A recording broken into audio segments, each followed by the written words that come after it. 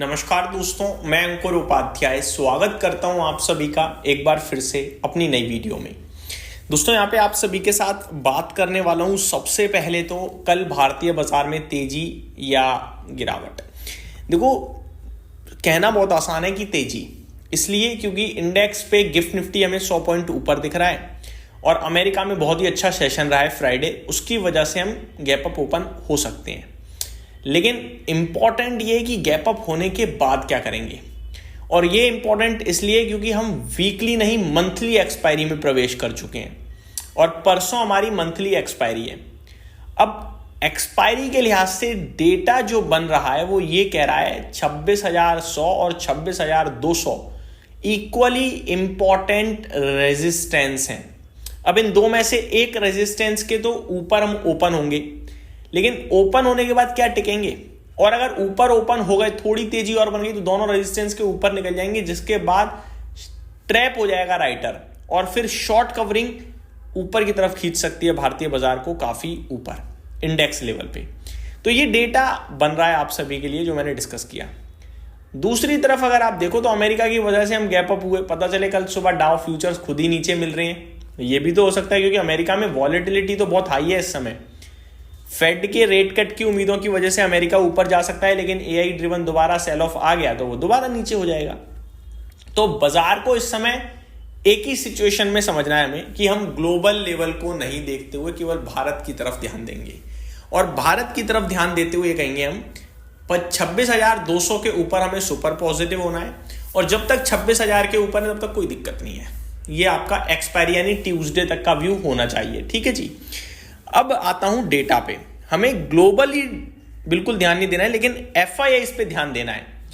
Friday FIIs का data काफी week था, इतना वीक था कि कैश में बेचा, फ्यूचर स्टॉक्स बेचे, फ्यूचर इंडेक्स बेचा, चौतरफा सेलिंग करी है। मैं आपको शॉर्ट सिंपल में बताना चाहूंगा, कैश में करीब एफआईआईज ने, ये डेटा आई थिंक गलत आ रहा है, मैं डिटेल्स आप सभी के साथ शेयर करना चाहूंगा। इनफैक्ट यहाँ पे डेटा अपलोड ही नहीं हुआ है, खैर छोड़ता हूं, बट मैं ओवरऑल आपको सिंपल बताना चाहूंगा। कैश में करीब 1700 करोड़ के समथिंग बेचा था, फ्यूचर स्टॉक्स और फ्यूचर इंडेक्स दोनों जगह सेलिंग थी। 560 करोड़ फ्यूचर स्टॉक्स बेचे, 822 करोड़ फ्यूचर इंडेक्स बेचा है, और कैश मार्केट में करीब 3161 करोड़ की डीआईज ने बाइंग करी है।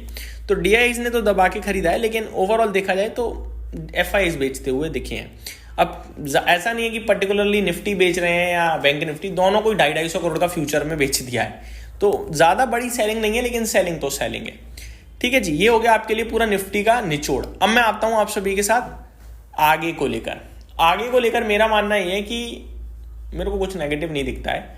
हालांकि रॉबर्ट कियोसाकी जी ने कमेंट करा है कि भैया नेगेटिव हो चुका है शुरू और बड़े क्रैश की तरफ ग्लोबल मार्केट्स बढ़ रहे हैं। ऐसे में आप ध्यान दीजिए बिटकॉइन पे, एथेरियम पे, गोल्ड पे और सिल्वर पे। इनमें से मेरे को भी गोल्ड और सिल्वर अच्छे लगते हैं, सबको ही अच्छे लगते हैं, स्पेशली मैं सिल्वर पे ज़्यादा बुलिश हूँ, और इस बार तो रॉबर्ट कियोसाकी की भी टॉपिक सिल्वर ही रही है। हालांकि क्रिप्टो को लेकर मेरा कोई ओपिनियन रहता ही नहीं है, और बिटकॉइन खुद अपना क्रैश पड़ा इस समय 35%, तो उस पर तो मैं क्या बात करूँगा। तो कहने वाली बात यह कि अगर आप उनकी बात को देख रहे हो, सुन रहे हो, तो ठीक है, अच्छा है। सिल्वर में आप निवेश कर सकते हो ईटीएफ के माध्यम से, गोल्ड में आप निवेश कर सकते हो ईटीएफ के माध्यम से, लेकिन इक्विटी मार्केट में, इंडियन इक्विटी मार्केट में बेचने का क्या मतलब बनता है, मेरे को ये अभी भी लॉजिक नहीं आ रहा समझ में। क्योंकि ऐसा तो है नहीं कि कहीं से कहीं तक इकोनॉमी हमारी डेंट में है, इकोनॉमी तो स्ट्रांग ही दिख रही है। इनफैक्ट हम तो ऐसा और उम्मीद करके चल रहे हैं कि इंडिया यूएस ट्रेड डील जल्दी आ सकती है, और अगर ट्रेड डील आ गई तो वो एक ट्रिगर बनेगा बड़ा तेजी का, मुझे लगता है। इंडेक्स पे हम तेजी में ही हैं, और ट्रिगर बन गया अगर तेजी का तो मजा ही आ जाएगा। तो मेरा मानना यह है कि नेगेटिव हमारे पास ज्यादा कुछ है नहीं इस समय जो हम उसको प्ले आउट करने या उससे डरें। पॉजिटिव के लिए हमारे पास लाइन लगी पड़ी है, एक तो स्ट्रॉन्ग डीआईआई फ्लोस, दूसरा स्ट्रॉन्ग इकोनॉमी, जीडीपी का आंकड़ा आएगा आपका इस हफ्ते, वो हम देखेंगे कैसा रहता है। तीसरी बात, इस क्वार्टर में जो अर्निंग्स आई हैं बहुत ही दमदार देखने को मिली हैं। वैल्यूएशंस को लेकर सब लोग चिंता करते थे, अभी निफ्टी वैल्यूएशन टर्म्स में रीजनेबल हो गया है, तो अब मेरे को नहीं लिखता कोई दिक्कत है। बजट की तैयारी अब शुरू कर चुकी है सरकार, मीटिंग होने लगी है कैबिनेट की, बजट में भी कुछ बड़ा अनाउंस हो गया तो मजा ही मजा। दिक्कत मेरे को अगर दिख रही है तो रुपए की वीकनेस, एफआईआईज का एग्जिट होना, ये प्रॉब्लम है। वहीं पॉजिटिव में एक और ऐड करना चाहो तो कच्चे तेल के घटते दाम, ये भी पॉजिटिव ही है। अमेरिका में सेल ऑफ या फिर दुनिया भर के एआई रिलेटेड स्टॉक्स में सेल ऑफ, ये भी हमारे लिए तो पॉजिटिव ही है क्योंकि भारत में पैसा आ सकता है। तो मेरे को लगता है आपको ज़्यादा इस समय सोच विचार ना करते हुए कुछ क्वालिटी स्टॉक्स पे ध्यान देना चाहिए। एंड बस इतना ही कहूँगा मैं आप सभी के साथ। अब स्टॉक स्पेसिफिक बात करें तो ज़्यादा कुछ है नहीं, बट जो कुछ खबरें हैं वो मैं आप सभी के साथ ज़रूर शेयर करना चाहूँगा, छोटी मोटी। सबसे पहला स्टॉक है अपोलो माइक्रो सिस्टम।